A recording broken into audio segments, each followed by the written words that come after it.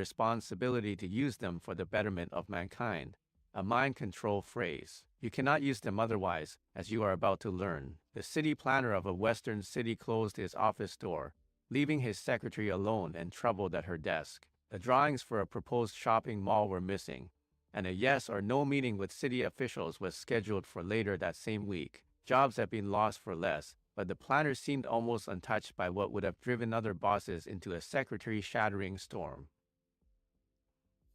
In a moment his eyes closed and he became still and quiet. Anyone might have thought he was composing himself in the face of disaster. A full 10 minutes later he opened his eyes, rose slowly, and walked outside to his secretary. "I think I've found them," he said calmly. "Let's look at my expense account for last Thursday, when I was in Hartford. What restaurant did I have dinner in? 12 divided by the Silva mind control method." He telephoned the restaurant. The drawings were there. The city planner had been trained in Silva mind control to awaken what for most of us are unused talents of the mind. One of the things he learned was to retrieve memories that have been squirreled away where the untrained mind cannot find them. These awakened talents are doing amazing things for the more than 500,000 men and women who have taken the course. What exactly was the city planner doing when he sat quietly for 10 minutes? A report from another mind control graduate provides a hint. "I had an incredible experience yesterday in Bermuda. I had 2 hours to get on the plane back to New York and couldn't find my plane ticket anywhere. For almost an hour,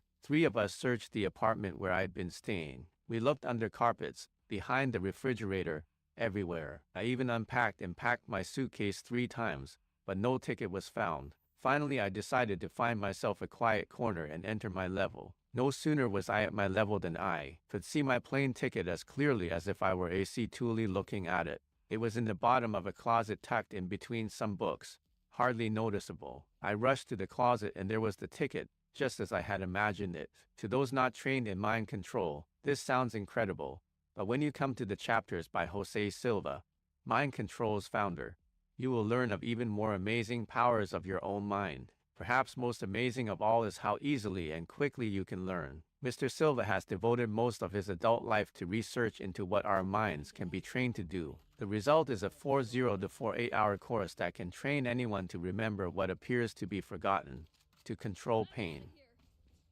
to speed healing, to abandon unwanted habits, to spark intuition so that the sixth sense becomes a creative, problem-solving part of daily life. With all this comes a cheerful inner peace, a quiet optimism based on first-hand evidence that we are more in control of our lives than we ever imagined. Now for the first time through the printed word you can learn to practice much of what is taught in the course. Mr. Silva has borrowed freely from both Eastern and Western learning, but the end product is quintessentially American. The course, like its founder, is totally practical. Everything he teaches is designed to help you live more happily, more effectively, here and now. As you proceed from one exercise to another in the chapters by Mr. Silva, you will pile one success on top of another and so strengthen your confidence in yourself that you will be ready for achievements which, assuming you are not acquainted with mind control, you now regard as impossible. But there is scientific proof that your mind is capable of miracles. In addition,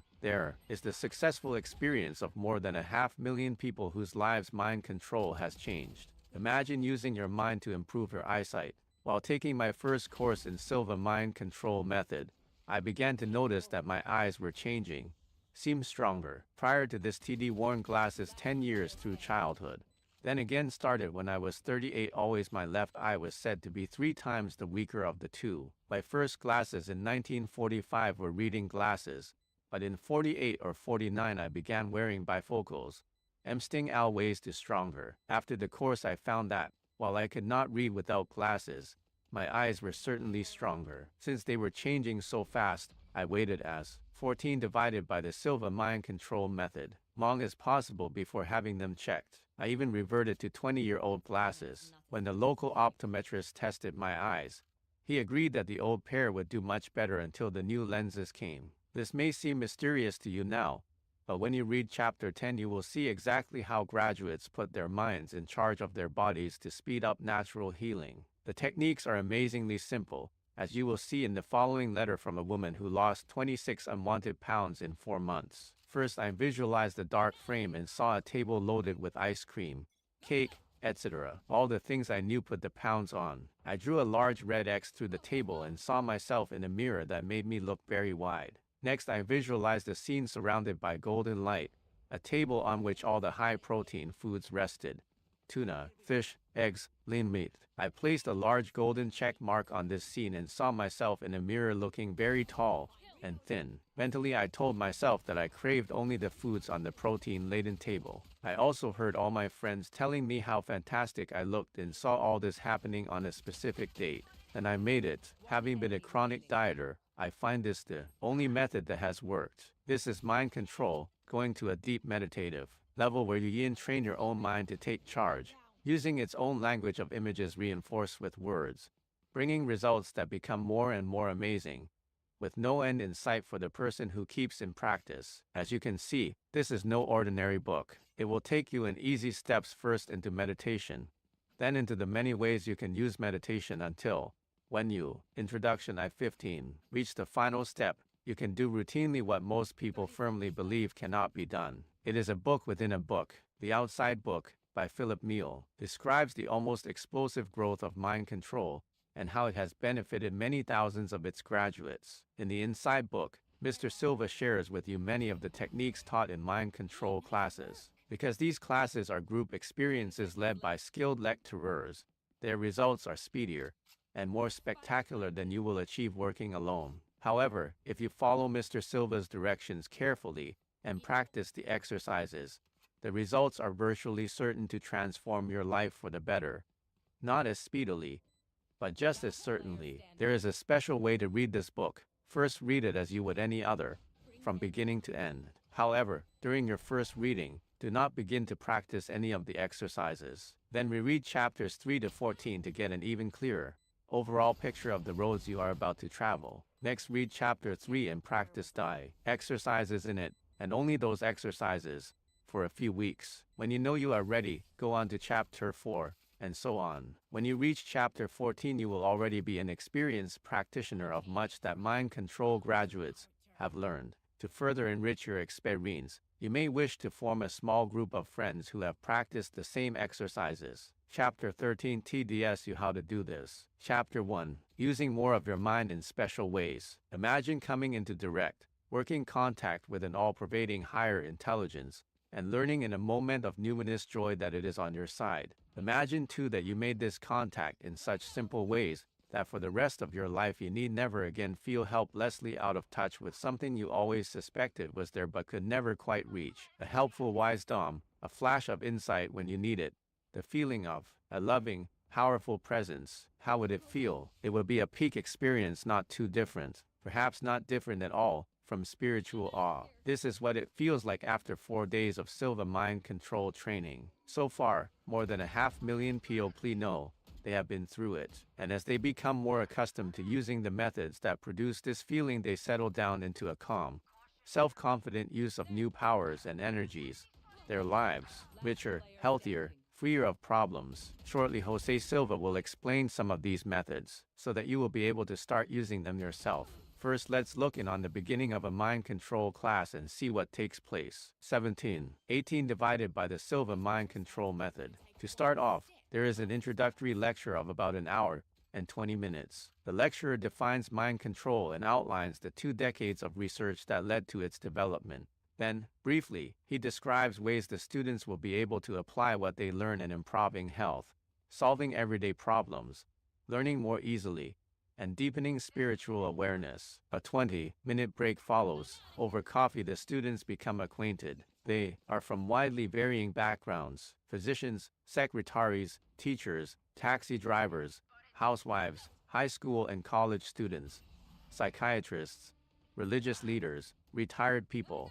This is a typical mix. After the break, there is another hour and 20-minute session beginning with some questions and answers, then down to business with the first training exercise, which will lead to a meditative level of mind. The lecturer explains that this is a state of deep relaxation, deeper than in sleep itself but accompanied by a special kind of awareness. It is in fact an altered state of consciousness used in virtually every meditative discipline and in intensive prayer. No drugs or biofeedback machines are used. Mind control lecturers speak of entering this state as going to your level, or sometimes going into alpha. In a 30-minute exercise, they lead the student there gently, giving instructions in plain English. In fact, all of mind control is in plain English, no scientific jargon or Far Eastern words. Several of the students may already have learned to meditate before coming to class, some using methods that take a few weeks to learn, others after months of determined effort. They are amazed at a simple exercise that takes only 30 minutes. One of the first things students hear is,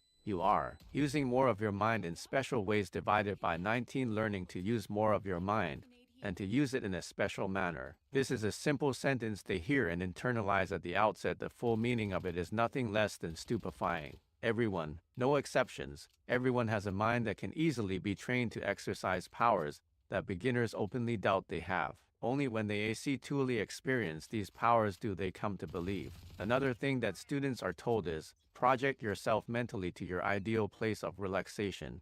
A pleasant, calming, remarkably vivid exercise, which both strengthens the imagination and leads to deeper relaxation. A word about meditation. In everyday speech, it means thinking things over. If you set this book aside for a moment and consider what to have for dinner tomorrow, you are meditating. But in the various meditative disciplines, the word has a more specific meaning, referring to a special level of mind. In some disciplines, reaching this level is an end in itself, clearing the mind of all conscious thought. This produces a pleasant calm and goes a long way toward relieving and preventing illnesses caused by tension, as countless studies have proved. But this is passive meditation. Mind control goes far beyond this. It teaches the student to use this level of mind for solving problems, little nagging ones as well as larger, burdensome ones. This is dynamic meditation.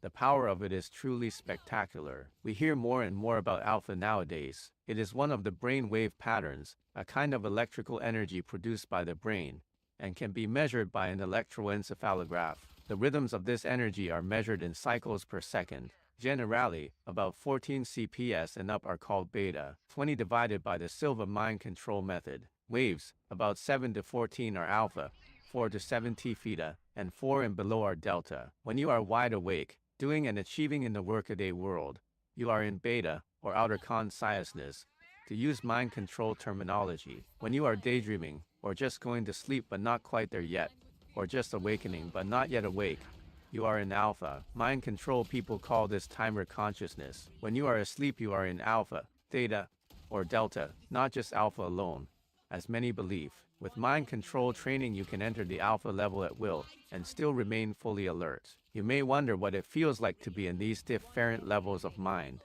Being in beta, or wide awake, does not produce any one particular feeling. You might feel confident or fearful, busy or idle, engrossed or bored. The possibilities in beta are endless. In the deeper levels, the possibilities are limited for most people. Life has taught them to function in beta, not alpha or theta. At these deeper levels, they are pretty much limited to daydreaming, the edges of sleep, or sleep itself. But with mind control training, useful possibilities begin to multiply with no end in sight, as Harry Manite, Associate Director of Silva Mind Control, wrote. The alpha dimension has a complete set of sensing faculties, like the beta. In other words, we can do different things in alpha than we can do as beta. This is a key concept in mind control. Once you become acquainted with these sensing faculties and learn to use them, you will be using more of your mind in a special manner. You will actually operate psychically whenever you want to, tapping in on higher intelligence. Most people seek out mind control as a way to using more of your mind in special ways, divided by 21. Relax, to end insomnia, to find relief from headaches, or to learn to do things that cost great efforts of will, such as stopping smoking, losing weight, improving memory, studying more effectively. This is what most of them come for. They learn much, much more. They learn that the 5 senses, touching, tasting, smelling, hearing, and seeing, are only a part of the senses they were born with. There are others, call them powers or senses, once known only to a gifted few and to mystics who developed them over lifetimes removed from the active world. The mission of mind control is to train us to awaken these powers. What this awakening can mean was well put by Mademoiselle's beauty editor, Nadine Berlin.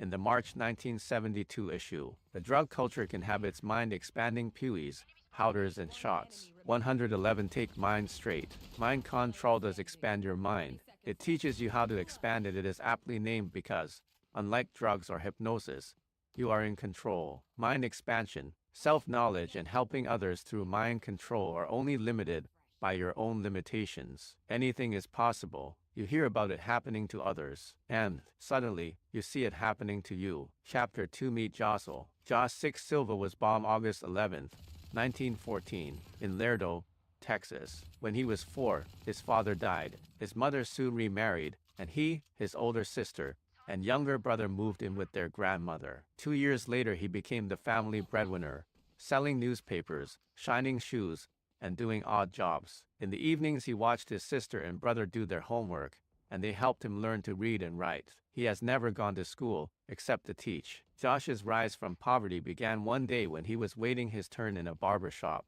He reached for something to read. What he picked up was a lesson from a correspondence course on how to repair radios. Jose asked to borrow it, but the barber would only rent it, and that on condition that Jose complete the examinations in the back in the barber's name. Each week Josh 6 paid $1, read the lesson, and completed the examination. Soon a diploma hung in the barber shop, while across town Jose, at the age of 15, began to repair radios. As the years passed, his repair business became one of the largest in the area, providing money for the education of his brother and sister, the wherewithal for him to marry, plus eventually some $500,000 to 22. Meet Josie divided by 23. Financed the 20 years of research that led to mind control. Another man with diplomas, these more conscientiously earned than the barbers, inadvertently sparked this research. The man was a psychiatrist whose job it was to ask questions of men being inducted into the Signal Corps during World War N. Do you wet your bed? Jose was dumbfounded. Do you like women? Josh 6, the father of 3, and destined one day to be the father of 10, was appalled. Surely, he thought, the man knew more about the human mind than the barber knew about radios. Such stupid questions. It was this perplexing moment that started Jose on an odyssey of scientific research that led to his becoming, without diplomas or certificates, one of the most creative scholars of his age. Through their writings, Freud, Jung, and Adler became his early teachers. The stupid questions took on deeper meanings, and soon Josh 6 was ready to ask a question of his own. Is it possible, using hypnosis, to improve a person's learning ability?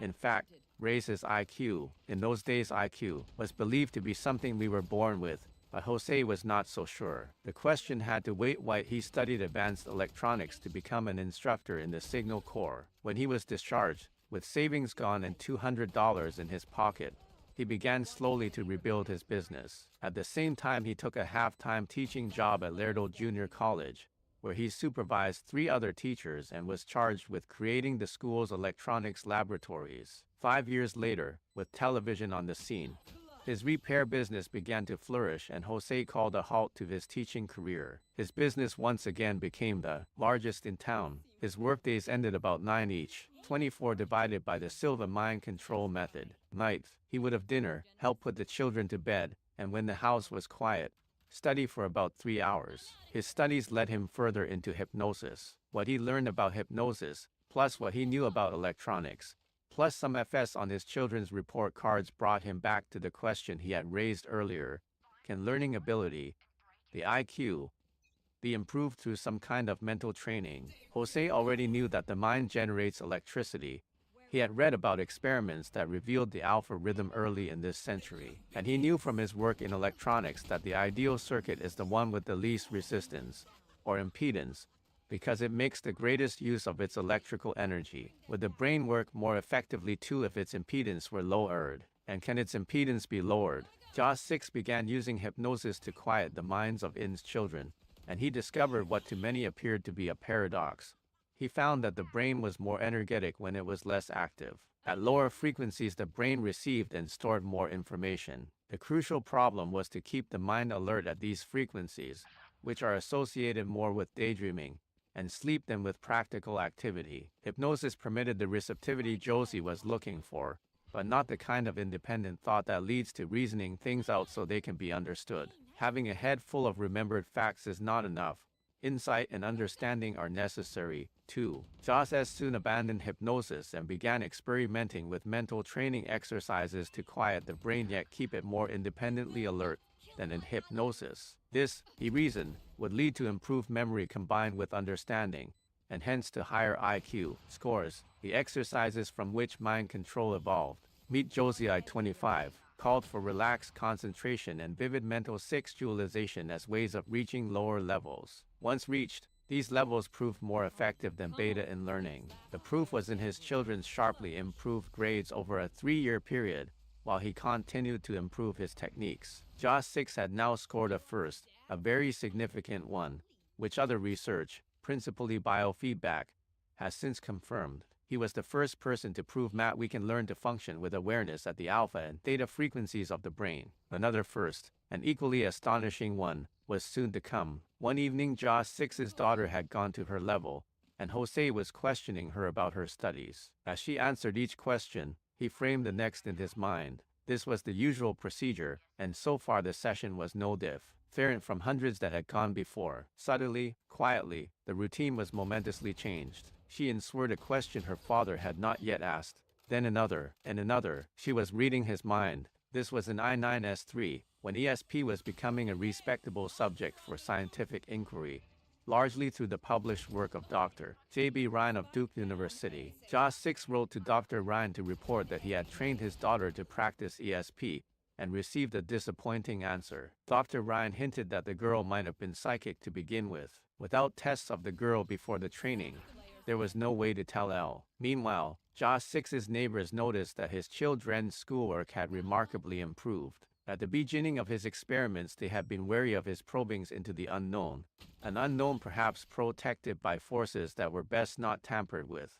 How? 26 divided by the Silva mind control method. Ever, the successes of a man working with his own children could not be ignored. Would Jose train their children too? After the letter from Dr. Ryan, this was just what Jose needed. If what he had accomplished with one child could be accomplished with others, he would have chalked up the kind of repeatable experiments that are basic to the scientific method. Over the next 10 years, he trained 39 Lerdo children, with even better results because he improved his techniques a little with each child. Thus another first was scored. He had developed the first method in his Tori that can train anyone to use ESP, and he had 39 repeatable experiments to prove it now to perfect the method.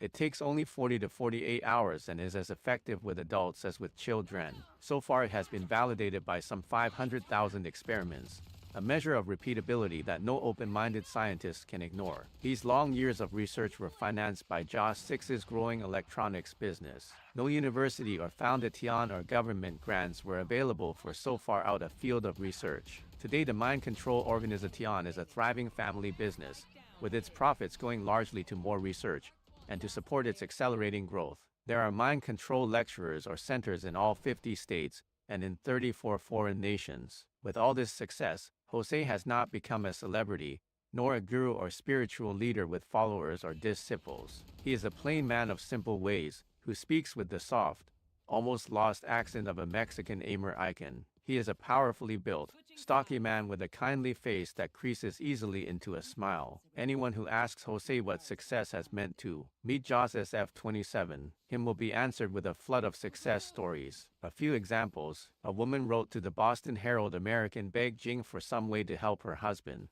who was tormented by migraine headaches. The newspaper printed her letter, then another letter the next day from someone else, also pleading for a way to control such headaches. A physician read these letters and wrote that she had had migraine headaches all her life. She had taken mind control and had not had one since. And would you believe it, the next introductory lecture was mobbed. Absolutely mobbed. Another physician, a prominent psychiatrist, advises all his patients to take mind control because it gives them insights that in some cases would require 2 years of therapy to produce. An entire marketing company was organized as a co-opus by graduates who used what they learned in mind control to invent new products and devise ways of marketing them. In its third year, the company has 18 products on the market. An advertising man used to need about 2 months to create a campaign for new clients, about average in his field. Now, with mind control, the basic ideas come in 20 minutes, and the rest of the work is done in 2 weeks. 14 Chicago White Sox players took mind control. All their individual averages improved,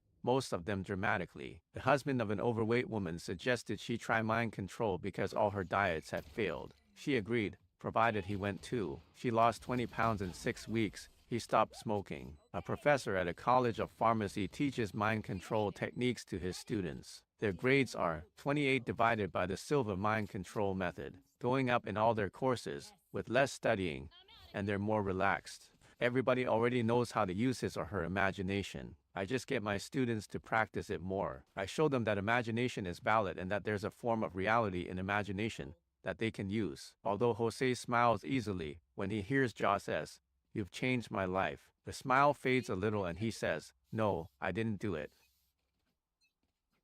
Now, beginning with the next chapter, Jose himself will show you how to use your mind to change your life. Chapter 3, How to Meditate.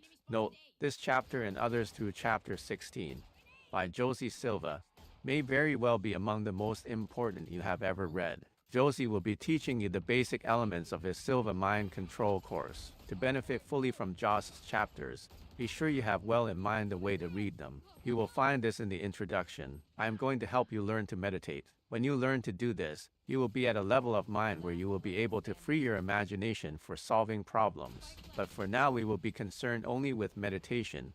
Problem solving will come later on. Because you will be learning without an experienced guide, I will use a method slightly different and quite a bit slower than the one we use in mind control classes. You will have no trouble with it. If you only learn to meditate and stop there, you will be solving problems anyway. Something beautiful happens in meditation, and the beauty you find is calming. The more you meditate, the deeper you go within yourself, the firmer the grasp you will have of a kind of inner peace so strong that nothing in life will be able to shatter it. Your body will benefit, too. At first you will find that 29/30 divided by the Silva mind control method worries and guilt feelings are absent while you are meditating.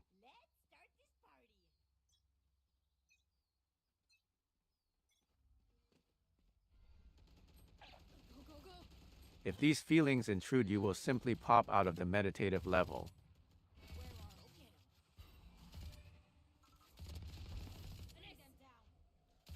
This means that those activities of the mind that make our bodies sick will be neutralized. The body is designed to be healthy. It has its own healing mechanisms built in. These mechanisms are blocked by minds not trained to control themselves. Meditation is the first step in mind control. By itself it will go a long way towards setting free the body's healing powers and giving it back the energy once squandered on tension. Here is all you have to do to reach the alpha, or meditative, level of mind. When you awaken in the morning, go to the bathroom if necessary, then return to bed. Set your alarm for 15 minutes later in case you drift off to sleep during the exercise. Close your eyes and look upward, behind your eyelids, at a 20-degree angle. For reasons not fully understood, this position of the eyes alone will trigger the brain to produce alpha. Now, slowly, at about 2-second intervals, count backward from 100 to 1. As you do this, keep your mind on it, and you will be in alpha the very first time. In mind control classes, students show a variety of reactions to their first experience.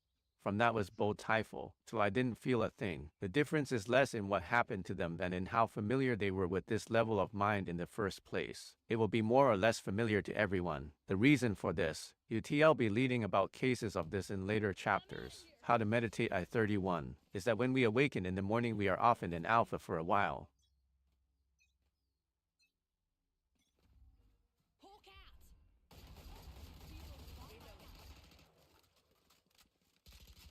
If you feel that nothing happened during this first exercise, it simply means you have been in alpha many times before without being particularly aware of it. Simply relax, don't question it, and stay with the exercises. Even though you will be in alpha on the very first try if you concentrate, you still need 7 weeks of practice to go to lower levels of alpha. Then to them, use the 100 to 1 method for 10 mornings. Then count only from 50 to 1, 25 to 1, then 10 to 1. And finally 5 to 1, 10 mornings each. Beginning with the very first time you go to your alpha level, use only one method to come out of it. This will give you a greater degree of control against coming out spontaneously. The method we use in mind control is to say mentally, I will slowly come out as I count from 1 to 5.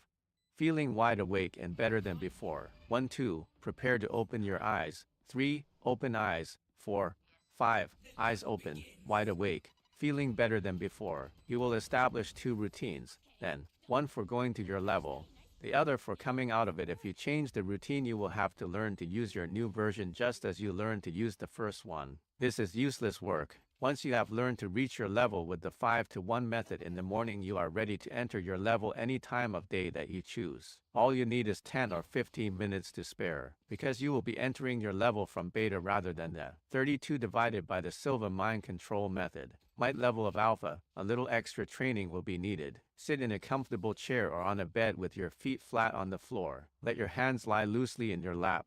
If you prefer, sit cross-legged in the lotus position. Hold your head well balanced, not slumped. Now concentrate on first one part of the body, then another, to consciously relax it. Start with your left foot, then the left leg, then the right foot, and so on, until you reach the throat, the face, the eyes, and finally the scalp.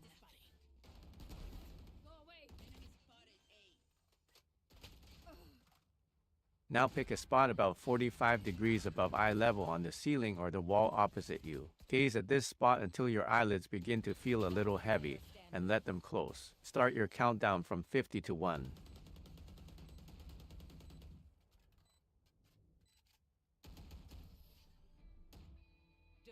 Since you will no longer be limited to die mornings for this practice, establish a routine of meditating 2 or 3 times a day, about 15 minutes a session. Once you reach your level, what then? What do you think about? Right from the beginning, from the very first moment you reach your meditative level, practice visualization. This is central to mind control. The better you learn to visualize, the more powerful will be your experience with mind control. The first step is to create a tool for visualization. A mental screen. It should be like a large movie screen but should not quite fill your mental vision. Imagine it not behind your eyelids but about 6 feet in front of you. You will project onto this screen whatever you choose to concentrate on. Later there will be other uses for it. Once you have built this screen in your mind, How to Meditate I-33. Gear onto it something familiar and simple, like an orange or an apple. Each time you go to your level, stay with just one image. You may change it the next time. Concentrate on making it more and more real, in 3 dimensions, in full color, in all its details. Think of nothing else. It has been said that the brain is like a drunken monkey. It lurches willy-nilly from one thing to another. It is surprising how little command we have over this brain of ours, despite the fine work it sometimes does for us. At other times, though, it operates behind our backs, treacherously creating a headache, then a rash, then an ulcer to top things off. This brain is too powerful, far too powerful, to leave out of control. Once we learn to use our minds to train it, it will do some astounding things for us, as you will soon see. In the meantime, be patient with this simple exercise. Using your mind, train your brain to go quietly into alpha and to attend exclusively to the job of creating a simple image more and more vividly. In the beginning, as thoughts intrude, be gently forgiving. Slowly push them away and return to the single object at hand. Becoming irritated or tense will bring you right out of alpha. This, then, is meditation as it is widely practiced throughout the world. If you do this and nothing else, you will experience what William Wordsworth called a happy stillness of mind, and more, a deep and durable inner peace. This will come as an exciting experience as you reach deeper levels of mind. Then you will take it more and more for granted, and the excitement pass. When this happens, many drop out. They forget that this is not a trip for its own sake but the first step in what may well be the most important journey they have ever taken. Chapter 4. Dynamic Meditation. The passive meditation you have just read about can be accomplished in other ways. Instead of concentrating on a visual image, you can concentrate on a sound, such as or one or amen, uttered aloud or mentally, or tight feeling of your breathing. You can focus on an energy point of the body or on the beat of drums and dance, or you can listen to a sonorous Gregorian chant while you gaze at the familiar enactment of a religious ritual. All of these methods, and some combinations of them, will bring you to a calm meditative level of mind. I prefer counting backward to get you there, because at first it takes some concentration, and concentration is the key to success. Once you have reached your levels several times with this method, the method will be associated in your mind with the successful result, and the process will become more automatic. Every successful result in mind control becomes what we call a reference point. 9. We hark back to the experience consciously or unconsciously, repeat it, and go on from there. Once you have reached the meditative level, to simply stay there and wait for something to happen is not. 34. Dynamic meditation divided by 35 enough. It is beautiful and calming and it does contribute to your good health. But these are modest AC accomplishments compared with what is possible. Go beyond this passive meditation, train your mind for organized, dynamic activities, which I believe it was designed for, and the results will amaze you. I make this point now because this is the moment for us to go beyond the passive meditation technique you have just read about, and learn to use meditation dynamically to solve some problems. You will now see why the simple exercise of visualizing an apple, or whatever else you choose, on a mental screen is so important. Now, before you go to your level, think of something pleasant, no matter how trivial, that happened yesterday or today. Review it briefly in your mind, then go well into your level, and project onto your mental screen the total incident. What were the sights, the smells, the sounds, and your feelings at that time? All the details. You will be surprised at the difference between your beta memory of the incident and your alpha recall of it. It is almost as great as the difference between saying the word swim and actually swimming. What is the value of this? First, it is a stepping stone to something bigger, and second, it is useful in itself. Here is how you can use it. Think of something you own that is not lost but would take a little searching to find. Your car keys, perhaps. Are they on your bureau, in your pocket, in the car? If you are not sure, go to your level, think back to when you had them last, and relive that moment. Now proceed forward in time and you will locate them if they are where you left them. Imagine the student who remembers his instructor. 36 divided by the Silva mind control method saying there will he an exam tins Wednesday, or did he say next Wednesday? He can settle it for himself in alpha. These are typical of the small, everyday problems that this simple meditational technique can solve. Now for a giant leap forward.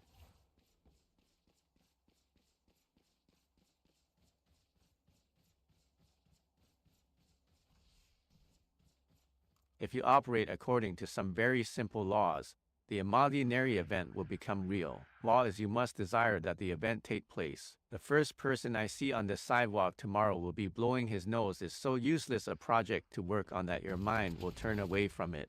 It will probably not work. Your boss will be more agreeable, and certain customer will be more receptive to what you are selling. You will find satisfaction in a task you ordinarily find disagreeable. These are prospects that can engage a reasonable measure of desire. While 2 seconds you must believe the event can take place. If your customer is overstocked with what you see, you cannot reasonably believe he will be eager to buy.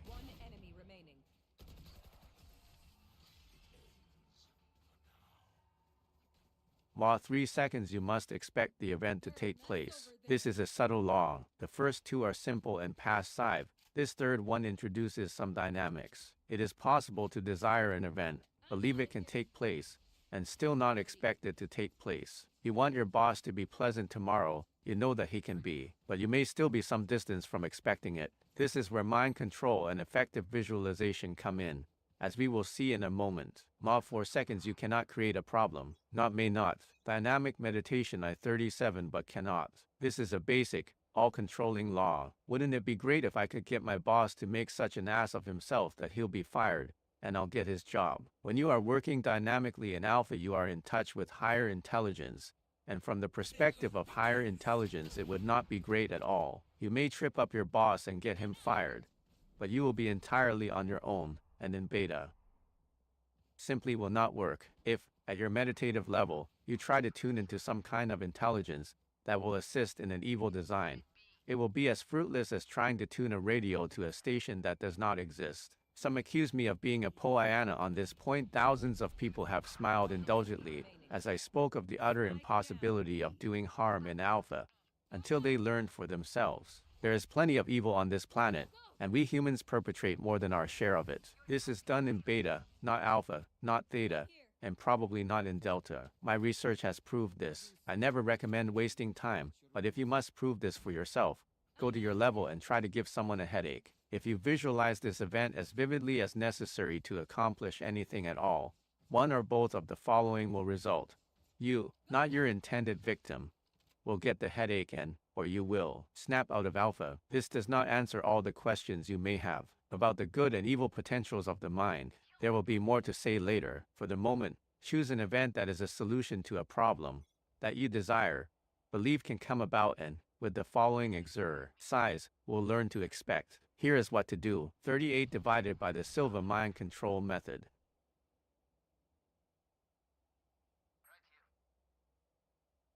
As an illustration, let us say that your boss has been ill-tempered lately. There are 3 steps to go through once you reach your level. Step 1, second on your mental screen. Thoroughly recreate a recent event which involved the problem. Relive it for a moment. Step 2, seconds, gently push the scene off the screen to the right. Slide onto the screen another scene that will take place tomorrow. In this scene, everyone around the boss is cheerful and the boss is on the receiving end of good news. He is clearly in a better mood now. Jia Yan knows specifically what was causing the problem. Visualize the solution at work. Visualize it as vividly as you did the problem. Step 3, seconds, now push the scene off the screen to the right and replace it with another from the left. The boss is happy now, fully as pleasant as you know he can be. Experience this scene as vividly as if it had actually happened. Stay with it for a while, get the full feel of it. Now, at the count of 5 you will be wide awake, feeling better than before. You can be confident that you have just put forces to work for you in the direction of creating the event you want. Will this work always, invariably, without a hitch? No. However, here is what you will experience if you keep at it. One of your very earliest problem-solving meditation sessions will work. When it does, who can say it was not a coincidence? After all, the event you chose had to be probable enough for you to believe it could materialize. Then it will work a second time, and a third. The coincidences will pile up. Abandon your mind control activities and there will be fewer dynamic meditation. 39 silences. Go back to it and the coincidences multiply. Again, further, as you gradually increase your skill you will notice that you will be able to believe and expect events that are less and less probable. In time, with practice, the results you achieve will be more and more astounding. As you work on each problem, begin by briefly reliving your best previous successful experience. When an even better successful experience comes along, drop the earlier one and use the better one as your reference point. This way you will become better and better, to use a phrase with an especially rich meaning for all of us in mind control. Tim Masters, a college student taxi driver in Fort Lee, New Jersey, uses his waiting time between fares for meditation. When local business is slow, he puts a solution on his mental screen. Someone carrying suitcases who wants to go to Kennedy Airport. First few times I tried it. Then it happened. A man with suitcases going to Kennedy. Next time, I put this man on my screen. Got that feeling you get when things are working. And along came another one for Kennedy. It works. It's like a winning streak that won't quit. Before we move on to other exercises and techniques, let me take note of something you probably wonder about. Why do we move scenes from left to right on our mental screens? I can take note of the question here, but it will be dealt with in more detail later. My experiments have shown that the deeper levels of our minds experience time flowing from left to right. In other words, the future is perceived as being on our left, the past on our right. It is tempting to go into tins now, but there are other things to do beforehand. Chapter 5. Improving memory. The memory techniques taught in mind control can reduce our use of telephone directories and tremendously impress our friends. Perhaps some mind control graduates do use their skills for remembering telephone numbers, but, as I said in the previous chapter, desire is important in making things work, and my desire to remember phone numbers is something less than spirited. If I had to cross town every tune I needed a telephone number, my desire would perk up. It is basically unsound to use mind control techniques for anything but important matters because of that desire. Belief, expectancy trilogy. But how many of us have memories as efficient as we would like? Yours may already be improving in unexpected ways if you have mastered the techniques described in the previous 2 chapters. Your new ability to visualize and recreate past events while you are in alpha has a certain carry-over to beta. So without any special effort, your mind may be working in new ways for you. Still, there is room for improvement. In mind control classes, we have a special visualization exercise. In this exercise, the lecturer writes numbers from 1 to 30 on a blackboard. Then the 40. Improving memory. 41 students call out the names of objects. Snowball, roller skate, earplug, whatever comes to mind. He writes each word opposite a number, turns away from the blackboard, and recites them in order. Students call out any word and the lecturer gives the corresponding number. The lecturer has already memorized a word for each number. Thus, each number evokes a visual image of its corresponding word. We call these images memory pegs. When a student calls out a word, the lecturer combines it in some meaningful or fanciful way with the image he has associated with the word's number. The memory peg for 10 is toes. If a student offers snowball as the 10th word, the resulting image may be a snowball on your toes. This is not difficult for a mind trained in visualization. The students begin to learn the memory pegs by being at their level while the lecturer slowly repeats them. Then, when they later undertake to memorize them in beta, the job is easier because the words seem familiar.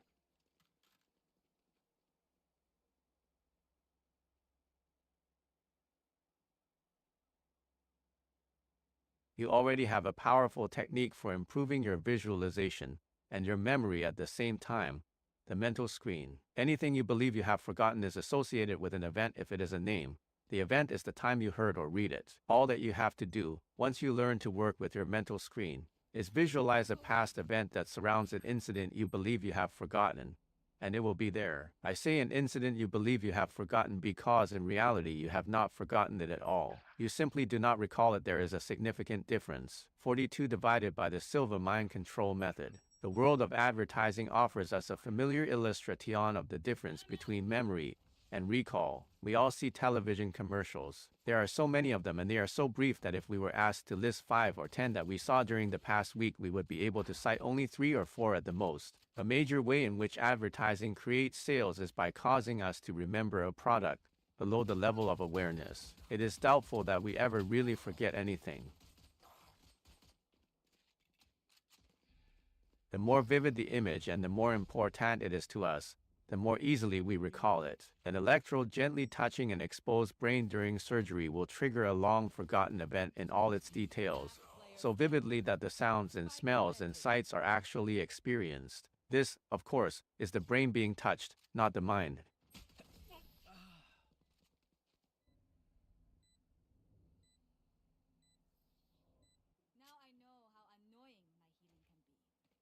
This is the mind at work, the super observer, the interpreter, and no electrode has ever touched it. The mind, unlike the tip of our nose, does not exist in a specific place. To return to memory,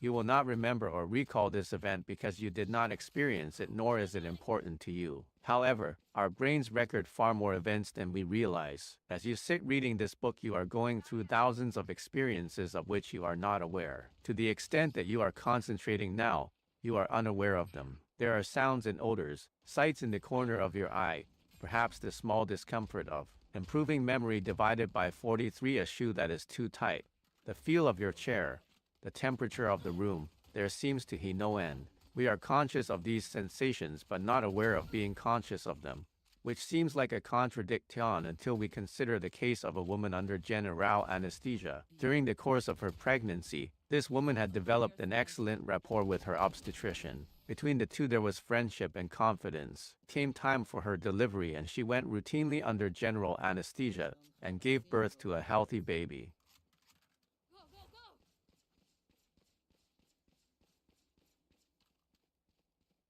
Neither she nor her physician could account for her changed attitude, and both were eager to find some explanation for it. They decided to try, through hypnosis, to uncover some hidden memory that might explain her sudden change. Under hypnosis, she was led through time regression, from her most recent experience with her physician back to earlier ones. They did not have far to go. In a deep trance, instead of skipping over the period when she was unconscious in the delivery room, she recounted everything the doctor and nurses had said. What they said in the presence of the anesthetized patient was at times clinically detached, at other times humorous, and at other times they expressed annoyance at the slow progress of her delivery. She was a thing, not a person. Her feelings were not considered. After all, she was unconscious, wasn't she? I question whether it is possible ever to be unconscious. We either can or cannot recall what we experience, But we are always experiencing, and all experiences leave memories firmly printed on the brain.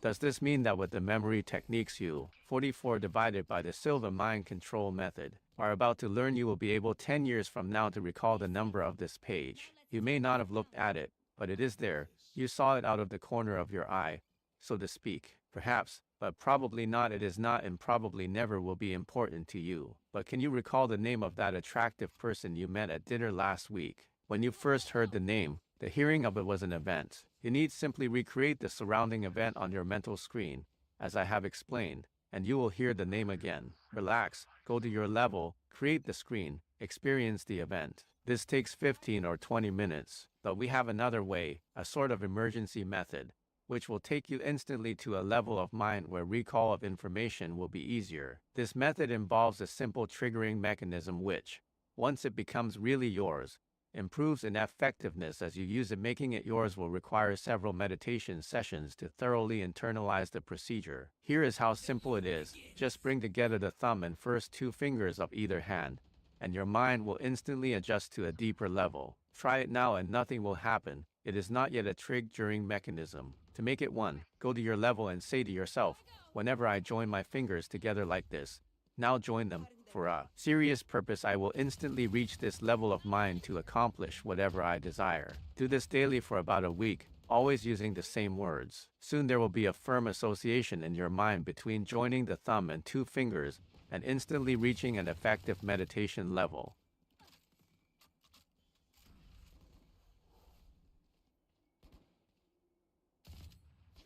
Try harder and it will even more stubbornly refuse to come. The will is not only useless, it is a improving memory I-45 hindrance. Now relax. Realize that you remember and that you have a way of triggering recall. A teacher of 4th graders in Denver uses the mental screen and the three fingers technique to teach spelling. To test them, instead of going from one word to another and asking for the correct spelling, she asks the students to write down all the words they studied that week. They remember the words and how to spell them with their three fingers together, seeing them on their mental screens. The slower ones, she says, take about 15 minutes with the test. Using the same technique, she teaches these 4th graders the multiplication table up to the 12s by November.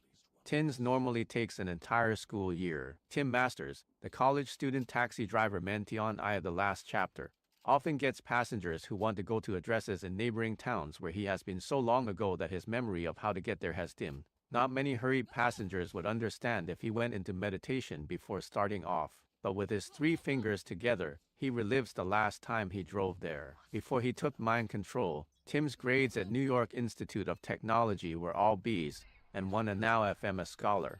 All A's and one B. He reports. He uses speed learning when he studies. You will read about Tins in the next chapter. And he takes exams with his three fingers together. There are other uses for this three fingers technique, which you will read about later. It has been associated with other meditative disciplines for centuries. The next time you see a painting or sculpture of a Far Eastern person, a yogi, perhaps, sitting cross-legged in meditation, notice that the three fingers of his hands are similarly joined. Chapter 6. Speed Learning. When you learn the memory techniques in the last chapter, you will be well on your way to our next step. Speed learning. Briefly, this is how you will progress. You will learn to enter the meditative level. Then, at that level, to create a mental screen, which is useful for various purposes, one of which is to recall information. Then, as a shortcut, you will learn the three fingers technique for, among other things, instant recall. Once you have accomplished this, you will be ready for new ways of acquiring information, making recall even easier. Equally important, these new ways of learning will not only make recall easier, but will both speed up and deepen your understanding of what you learn. There are two learning techniques. Let's start with the simpler, though not necessarily the easier, the three fingers technique. Once it is so thoroughly mastered that you can instantly reach your level and operate consciously there, can be used while you listen to a lecture or read a book. This will vastly improve concentration, and information will be implanted more firmly. Later you will be able to recall it more easily at the beta level and more easily still at the alpha level. A student writing an exam with his three fingers together 46. Speed learning I-47 can almost see the textbook he read, almost hear the instructor as he discussed the lesson in class. The other technique is not as simple, but you will be ready for it earlier in your practice of mind control. It has all the effectiveness of learning at the alpha level plus the added reinforcement of learning at beta. You will need a tape recorder for this. Let us say that you have a complex chapter of a textbook to learn. You must not only remember but understand it during the first step. Do not go into alpha but remain in outer consciousness. Beta, read the chapter loud into the recorder. Now go to your level, play it back, and concentrate on your own voice as it recites the material. At an early stage of your mind control, particularly if you are not too familiar with the machine you are using, you may flip back to beta when you push the playback button, and find that the sound of the tape will make it more difficult to return to alpha. By the time you do return, you will have missed part or all of the lesson. With practice, this is less likely to happen. Here are a few tips. Go to your level with your finger already on the button. This will prevent your having to search for it with your eyes open. Have someone else press the playback for you when you give the signal. Use the 3 fingers technique to speed up your re-entry into alpha. The problem may appear more serious than it is. In fact, it may actually be an indication of your progress. As you become more adept, the alpha level itself will begin to feel different. It will feel more and more like beta because you will be learning to use it consciously. 48 divided by the Silva mind control method. Being wide awake with full mental effectiveness while at alpha is a special feature of mind control. As you progress and recapture the earlier feeling of being at alpha, you are really going to a deeper level, perhaps theta. In mind control classes, I have often seen graduates operating effectively at a deep level with eyes open, fully as awake as you are now, speaking clearly, asking and answering questions, cracking jokes. Back to your tape recording for added reinforcement. Let some time pass, several days if possible, then read the material again at beta and play it back in alpha. The information will now be firmly yours. If you are working with others in learning mind control with this book, you may exchange tapes in a sort of division of labor to save time. This works perfectly well, though there is a slight advantage to listening to your own voice. Speed learning and the 3 fingers technique have proved to be valuable time savers for mind control graduates in a number of fields: sales, academic study, teaching, law, and acting, to name just a few. A successful Canadian life insurance agent no longer exasperates his clients by riffling through the papers in his briefcase to find answers to their questions about complex estate and tax problems. The tremendous array of facts he needs are on the tip of his tongue, thanks to speed learning and his 3 fingers. A trial lawyer in Detroit has liberated himself from notes when he sums up a complex case to a jury. He records his summation and listens to it in alpha the night before, then again early the next morning. Later, when he stands confidently before the jurors, he maintains reassuring eye contact with them. The result is that he speaks more persuasively than if he were Khan. Speed learning I-49, suiting notes, and no one notices what he does with the 3 fingers of his left hand. A New York nightclub comedian changes his routine every day. He comments on the news. An hour before showtime, he listens to a tape of himself and he is ready with 20 minutes of spontaneous high humor. I used to cross my fingers, hoping for the best. Now I join 3 fingers, and I know what's going to happen. Lots of laughs. Speed learning and the 3 fingers technique, of course, are ideal for students. One reason why mind control has so far been taught in 24 colleges and universities, 16 high schools, and 8 grade schools. Thanks to these techniques, thousands of students are studying less and learning more. Chapter 7. Creative Sleep. How free we are when we dream. The barriers of times, the limitations of space, the laws of logic, the constraints of conscience are all swept away, and we are gods of our own fleeting creations. Because what we create is uniquely ours, Freud placed central importance on our dreams. Understand a man's dreams, he seemed to say, and you understand the man. In mind control, we take dreams seriously, too, but in a different way because we lean to use our minds in different ways. Freud dealt with dreams we create spontaneously, not mind control. Our interest is in deliberately creating dreams to solve specific problems. Because we program their subject matter beforehand, we interpret them differently, with spectacular results. Though this limits the spontaneity of our dreaming experiences, we gain a significant freedom, greater control over our lives. When we interpret a dream which we program, in addition to gaining insights into the pathology of our psyches, We find solutions to everyday problems. There are 3 steps to the dream control we teach, all involving a meditational level of mind. The first is to learn to recall our dreams. Many say, "T don't dream at all," but that is never true. We may, 50, creative sleep I 51, not recall our dreams, but we all dream. Take away our dreams and in a few days mental and emotional troubles set in. When I began investigating the possible usefulness of dreams in problem solving back in 1949, I was not at all sure what I would find. I had heard, as you have, many stories of premonitions occurring in dreams. Caesar, as we all know, was warned in a dream about the Ides of March, the very day, as it turned out, when he was assassinated, and Lincoln too dreamed premonitions of his assassination. If these dreams and many others like them were unrepeatable accidents, then I was wasting my time. At one point I became strongly convinced that I was wasting my time. I had been studying psychology, Freud, Adler, Jung, for about 4 years, and it began to appear that the more I studied, the less I knew. It was about 2 a.m. I tossed my book to the floor and went to bed, determined to waste no more time on useless projects like studying the giants who disagreed even among themselves. From now on it would be my electronics business and nothing else. I was neglecting it and money was short. About 2 hours later I was awakened by a dream. It was not a series of events, like most dreams, but simply a light. My field of dream vision was filled with midday sunlight, gold, very bright. I opened my eyes and it was dark in my shadowy bedroom. I closed my eyes and it was bright again. I repeated this several times, eyes open, dark, eyes closed, bright. About the 3rd or 4th time my eyes were closed I saw 3 numbers, 343, then another set of numbers, 373, and the next time the first set came back, and the time after that the second set. I was less interested in the 6 numbers than in the 52 divided by the Silva mind control method. Light, which began to fade little by little. I wondered if life came to an end,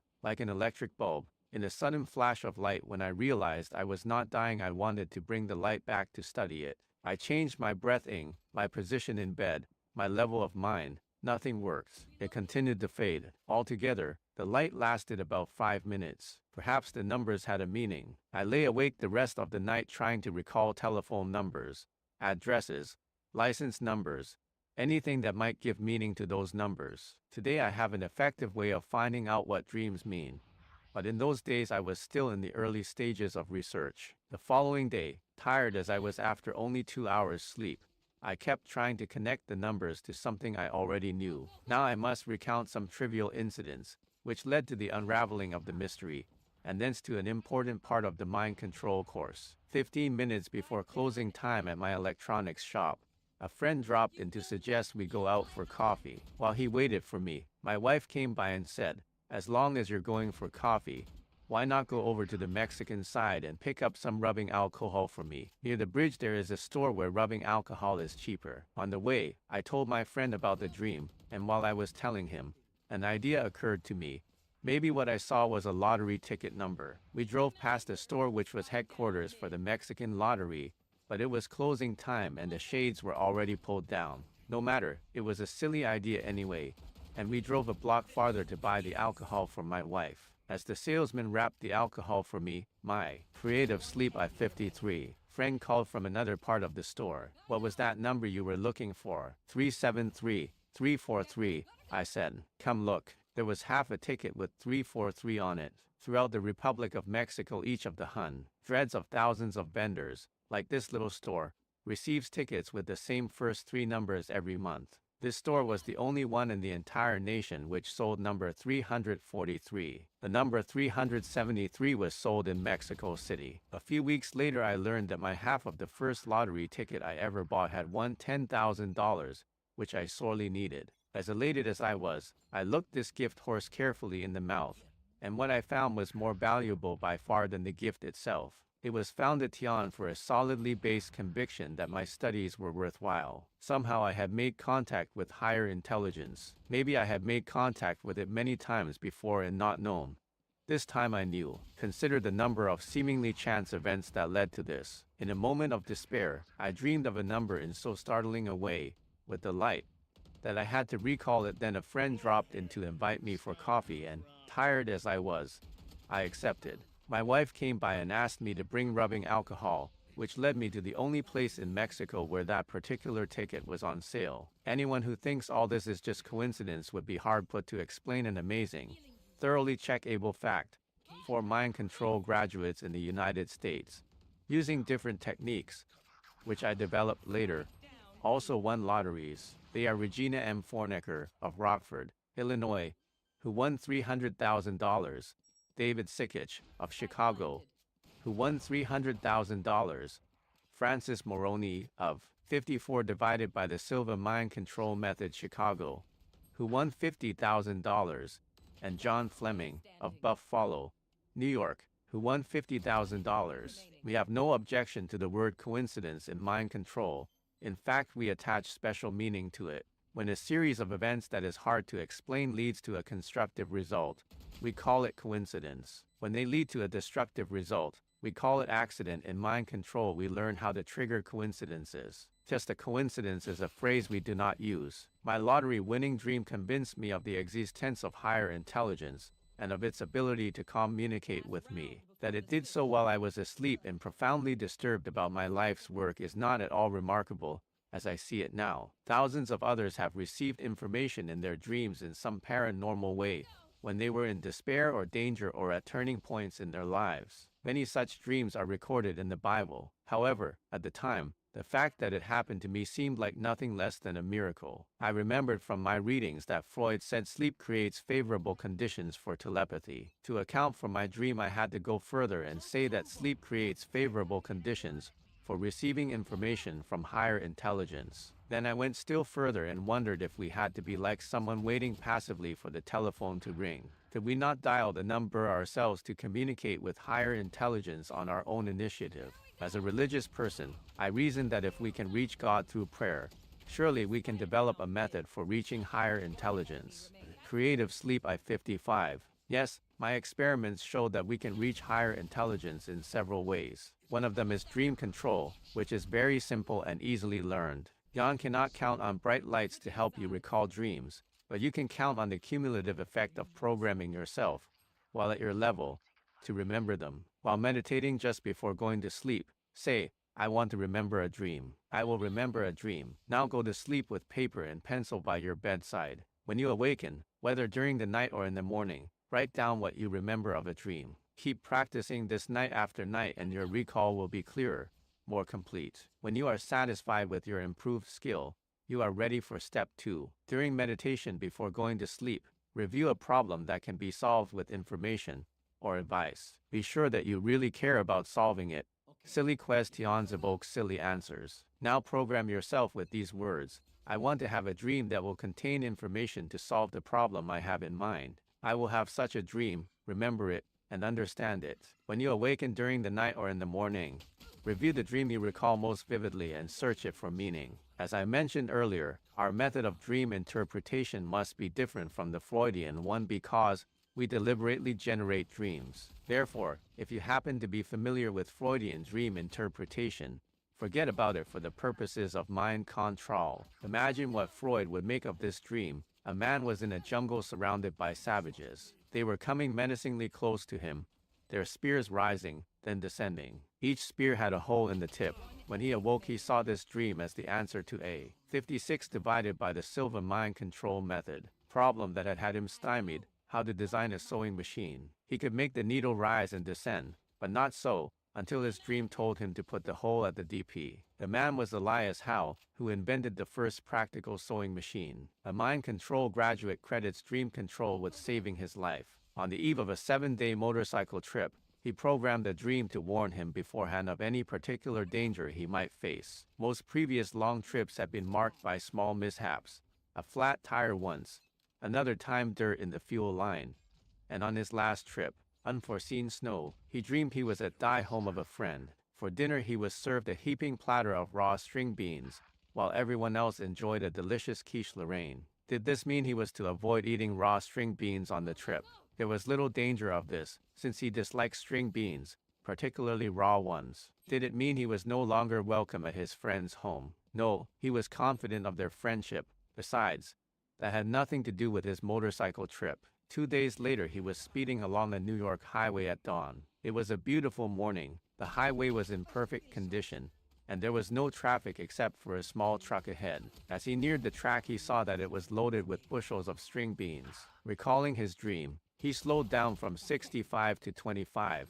Then, as he rounded a turn at 15 miles per hour, his rear wheels skidded a little on the turn, on some string beans that had spilled from the truck. At a higher speed, the skid would have been serious, possibly fatal. Only you can interpret the dreams you decide to have. With proper self-programming beforehand to understand your dreams, you will have a hunch about their meaning. The hunch is often the way our voiceless, creative sleep divided by 57. Subconscious communicates with us. With practice, you will develop more and more confidence in these programmed hunches. The words I have suggested you use for self-programming are those we use in mind control classes. Other words will work too, but in case you'll ever take a mind control course, you will already be conditioned and will have a richer experience if you have implanted the exact words beforehand while at Alpha. 2. You will be patient with dream control and practice.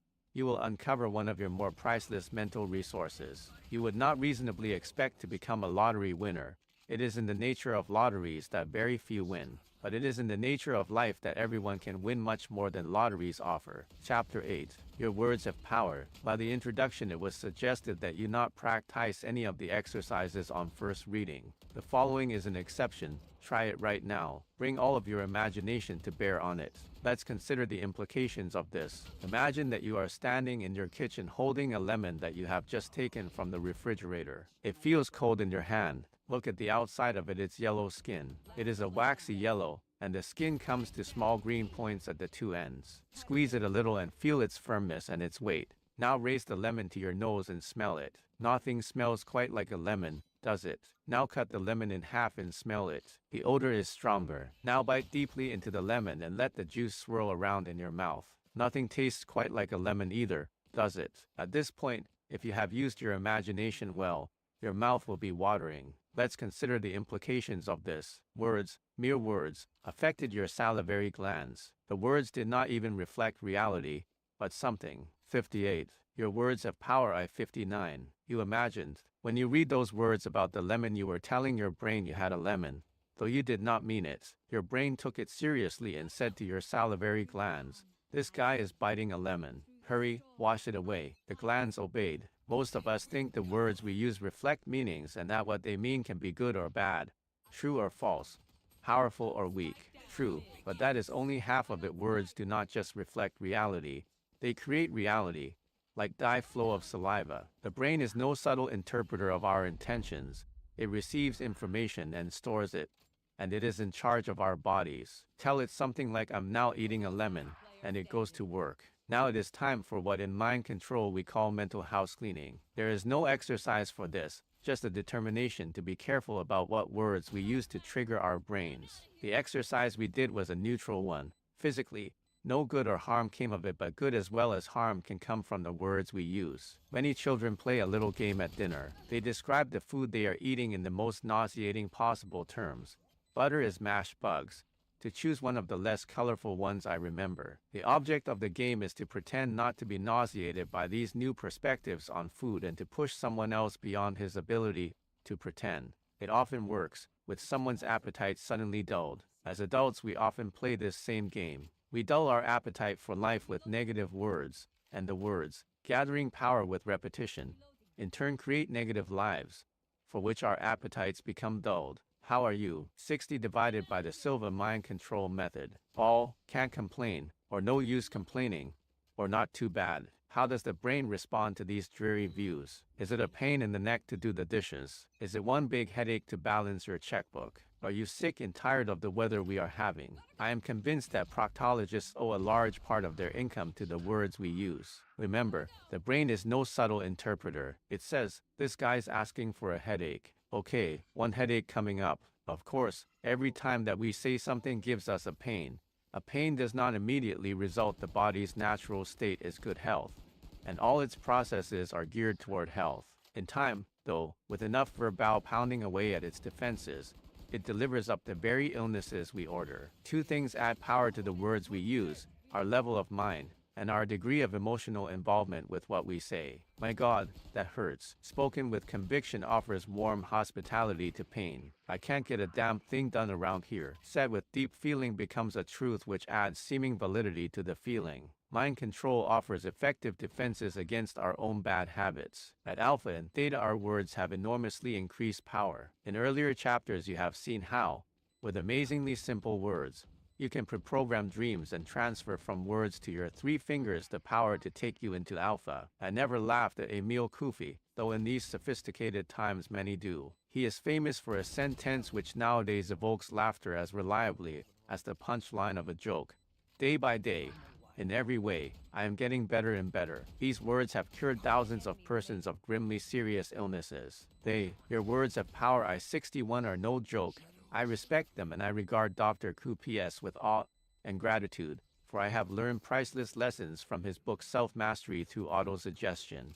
Dr. Kui was a chemist for almost 30 years in Troyes, France, where he was bombed. After studying and experimenting with hypnosis, he developed a psychotherapy of his own, based on autosuggestion. In 1910, he opened a free clinic in Nancy, where he successfully treated thousands of patients, some with rheumatism, severe headaches, asthma, paralysis of a limb, others with stammering, tubercular sores, fibrous tumors, and ulcers, an amazing variety of afflictions. He never cured anyone, he said. He taught them to cure themselves. There is no doubt that the cures occurred. They are well documented.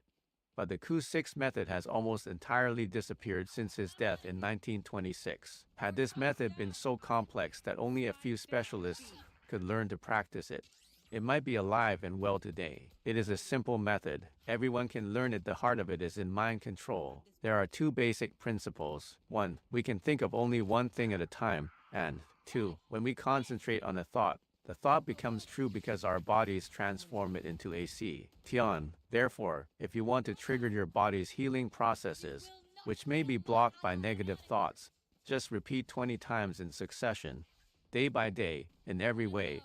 I am getting better and better. Do this twice a day and you are using the Ku-S method. Since my own research has shown that the power of words is greatly amplified at meditative levels, I have 62 divided by the Silva mind control method, made some adaptations of this method. At Alpha and Theta levels we say, every day, in every way, I am getting better, better, and better. We say it only once during meditation. We also say, and this too is Dr. Ku-6's influence, negative thoughts, negative suggestions, have no influence over me at any level of mind. These 2 sentences alone have produced an impressive number of concrete results. Of particular interest is the experience of a soldier who was suddenly shipped to Indochina before he could complete more than the first day of the mind control course. He remembered how to meditate and he remembered these 2 sentences. He was assigned to the unit of an alcoholic sergeant with a fiery temper, who singled out the new arrival for special abuse. In a few weeks he began to awaken during the night with fits of coughing,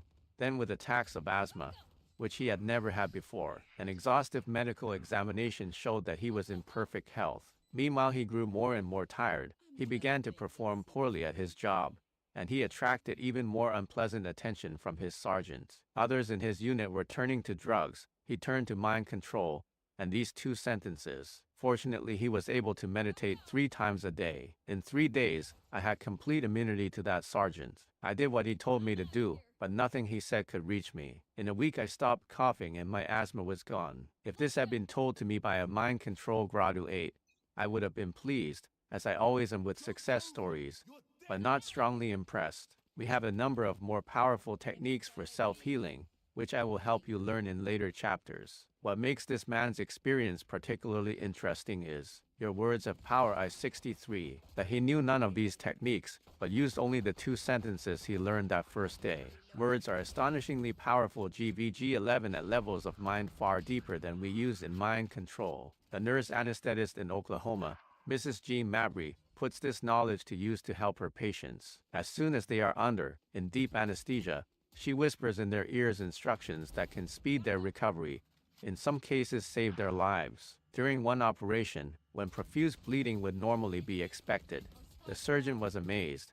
There was only a trickle. Mrs. Mabry had whispered, Tell your body not to bleed. She did this before the first incision, then about every 10 minutes during the operation. During another operation, she whispered, "When you awaken, you will feel that everyone in your life loves you and you will love yourself." This patient was causing her surgeon's special concern. She was a tense, complaining woman to whom every pain was ominous, an attitude that could slow down her recovery. Later, as she awakened from the anesthetic, there was a new expression on her face, and 3 months later her surgeon told Mrs. Mabry that this once anxious patient was transformed. She had become relaxed and optimistic and quickly recovered from her operation. Mrs. Mabry's work illustrates 3 things that we teach in mind control.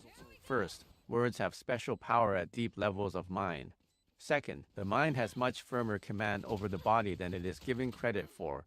And third, as I noted in Chapter 5, we are always conscious. How many parents brusquely pop into a sleeping child's room, quickly adjust the covers, and leave, when a pause for a few positive and loving words would help make the child more secure and calm during the day. 64 divided by the Silva mind control method. So many mind control graduates report improvement in their health, sometimes before they have even completed the course, that I once found myself uncomfortably close to being in trouble with the medical profession in my hometown. Some patients told their physicians that we had cured their health problems, and the physicians complained to the district attorney. He investigated and found that we were not practicing medicine as the doctors feared. Fortunately, it is not illegal for mind control to be good for the health, or there would be no mind control organization today. Chapter 9. The power of imagination. Willpower needs an enemy to overcome before it reaches its goal. It tries to be tough and, like most toughies, FT becomes a cream puff when the going gets rocky. There is a gentler, easier way to shuck bad habits. Imagination. Imagination seizes directly on the goal. It gets what it wants. This is why in earlier chapters I placed so much emphasis on your learning true-to-life visualization at deep levels of mind. If you spur your imagination with belief, desire, and expectancy, and train it to visualize your goals so that you see, feel, hear, taste, and touch them, you will get what you want. When the will and the imagination are in conflict, it is always the imagination that wins. Wrote Emile Coup 6. If you think you want to give up a bad habit, chances are you are deceiving yourself. If you really wanted to give it up, it would fade away on its own. What you should want more than the habit itself is the benefit of giving it up. Once you learn to want that benefit strongly enough, you will become free of the unwanted habit. Thinking about your habit and firmly resolving to give it up may bind you more tightly to it. It is a little 66 divided by the Silva mind control method. Like firmly resolving to go to sleep, the very firmness of your resolve can keep you awake. Now let's see how this can be made to work for you. As examples, I will use 2 habits which mind control graduates overcome most successfully: overeating and smoking. If you want to lose weight, your first step is to reason out the problem at the outer level. Is your problem overeating, underexercising, or both? It may very well not be overeating, but eating the wrong foods. A diet of foods more suitable to your particular needs may be the answer. Your physician would know, why do you want to lose weight? Are you so fat that your health is impaired, or do you simply feel that a slimmer you would be more attractive?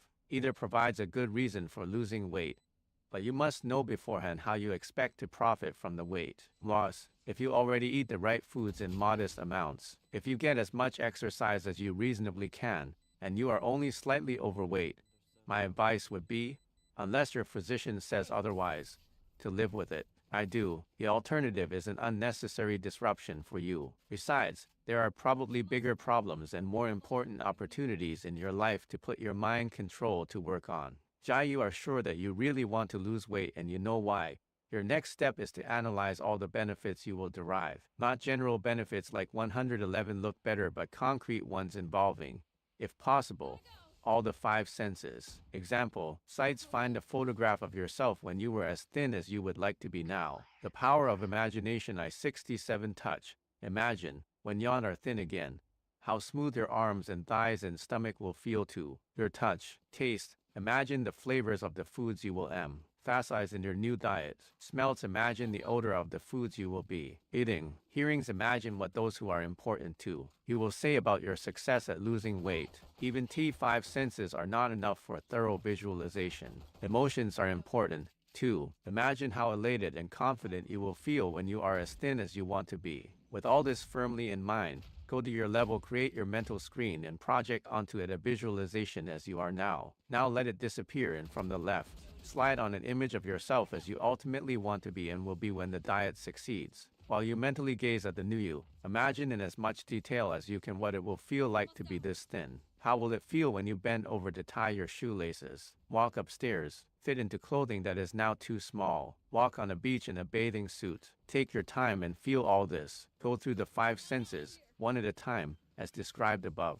How will your attitude toward yourself feel as a result of achieving this goal? Now mentally review your new diet, not just what you will eat, but how much, and select a few between meal, snacks, raw carrot, or whatever. Tell yourself that this is all the food your body will need and that it will not send you hunger pangs as a way of asking for more. This is the end of your meditation. Repeat it twice a day. 68 divided by the Silva mind control method. Notice that not once during your meditation was here any image or thought of the foods you should not eat. You eat too much of them because you like them. The mere thought of them will make your imagination lurch in unwanted directions. Hollywood actress Alexis Smith was quoted by the San Jose Mercury News as saying, "Positive thinking works beautifully on a reducing diet. Never think once about what you are giving up, but concentrate on what you are getting." She is often told that she is more attractive now than when she made some of the Warner Brothers movies now showing on TV. She attributes much of this to mind control. The big difference,